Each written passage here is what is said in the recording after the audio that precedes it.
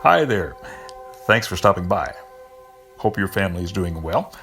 My name is Ed Reed, and as you probably know if you've watched some of these videos or listened to some of these audios, I'm not a minister, not a preacher. I am ordained, but that doesn't really mean much. Actually, I'm just an ordinary old guy that lives on a ranch in Texas and with a few cows and horses and donkeys and assorted other critters.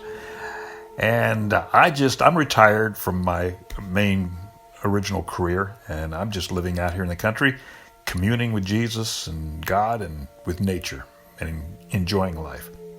And when it comes to the reason why I do these videos and audios, is just my way of sharing my own religious thinking with others. And it all started a long, long time ago. I spent probably most of my adult life experimenting with religions and studying the various faiths and trying my best to find a version of Christianity that dovetailed with my beliefs. And I couldn't find one. I never did find one that really worked for me. But then about maybe 20, 25 years ago, something occurred to me. I'd spent a long time reading and studying religions, and what I discovered was that there's nothing inherently wrong with starting your own religion. After all, that's the way every religion starts. Almost any religion you can think of, if you traced it back far enough, you'd find that it started with somebody who had a set of ideals, a set of beliefs, and they turned that into a religion and shared it with others.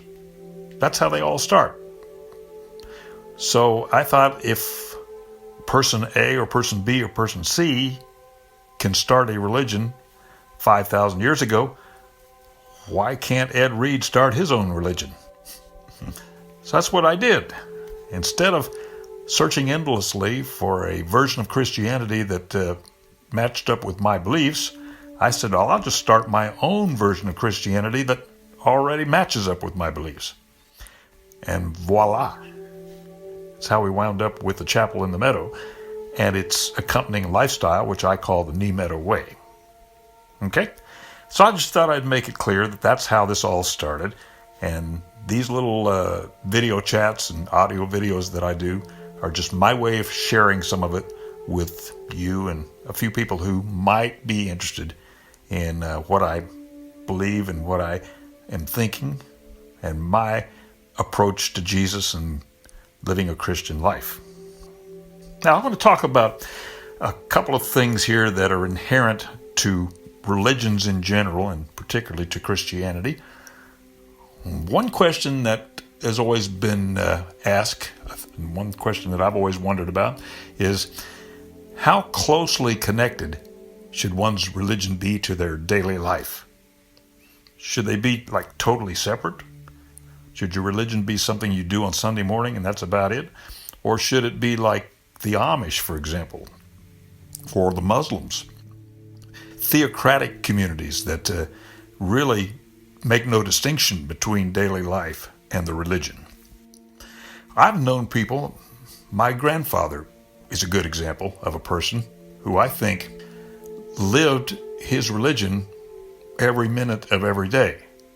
I don't think he was ever more than a split second away from his religion. And it was just who he was, And he was the deacon in the church. It was just a little bitty church in a little small town. But his religion was his life. And there's something to be said for that. I think if you do it right, you will live your religion. Your religion is your life, and your life is your religion.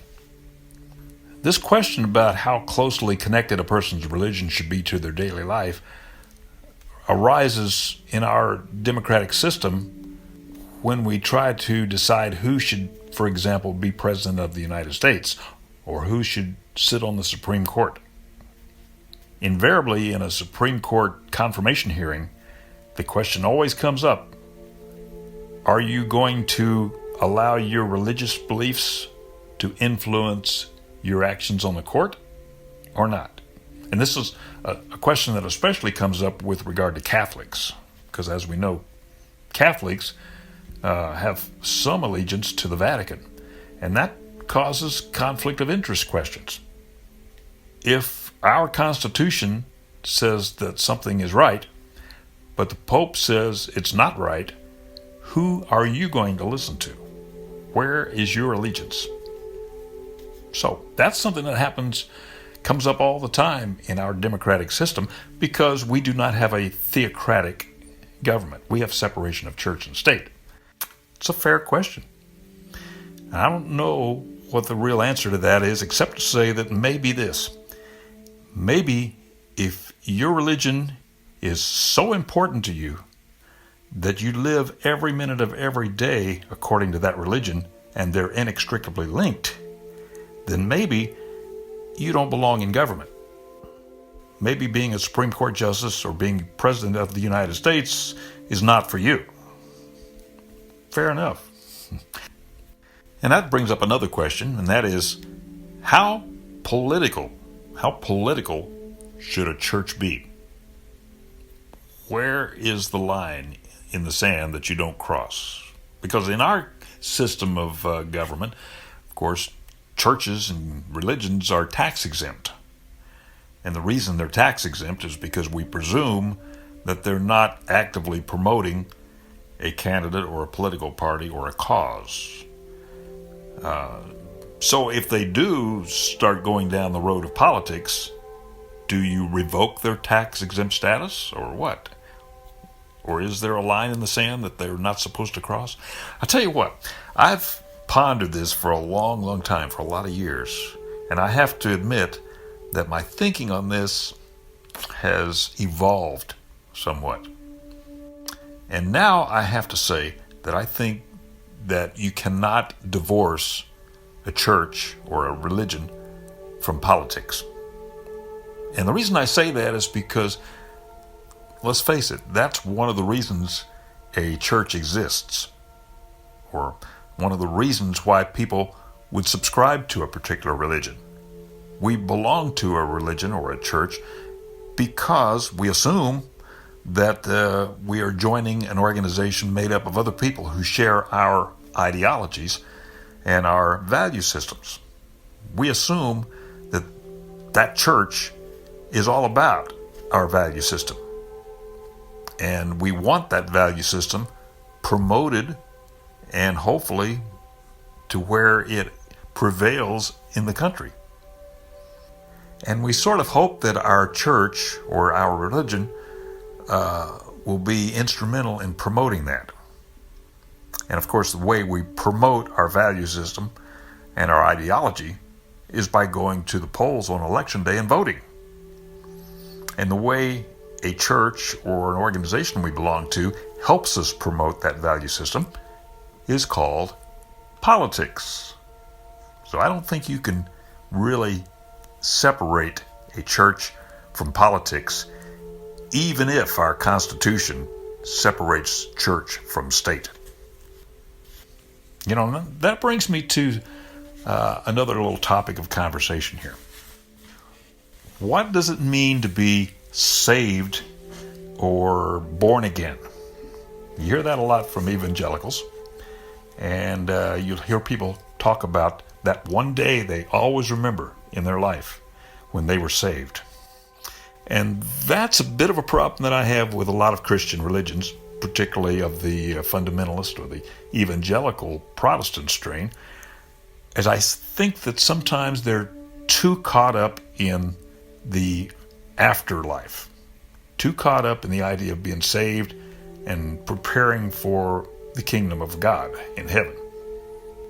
It's important, I think, that one's religion needs to be about this world and this life.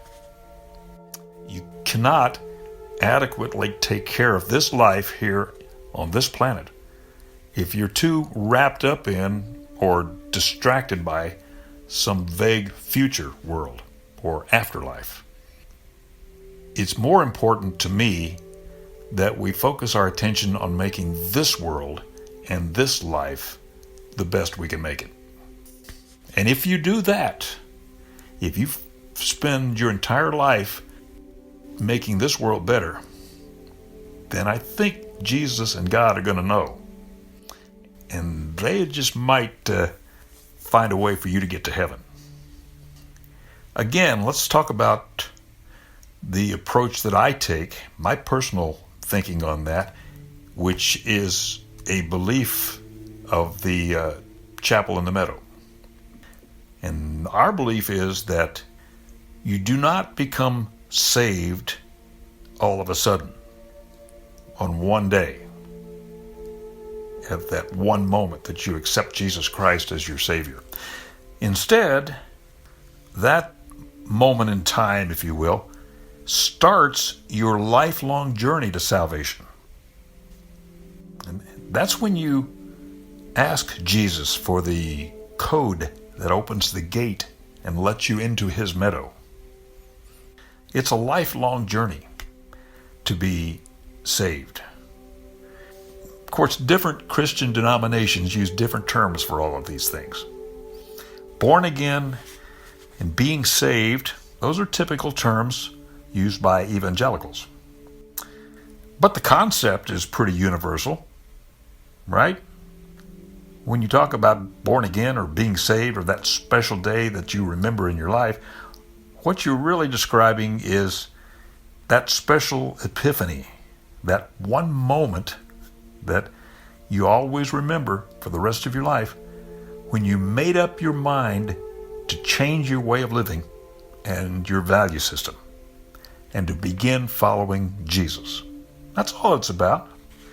Now, you might use the terms born again and being saved. You might use some other terms. It doesn't matter. But it refers to that one moment in time when you decided it was time to abandon whatever you've done so far in life and go out on a different path and begin following Jesus in his meadow.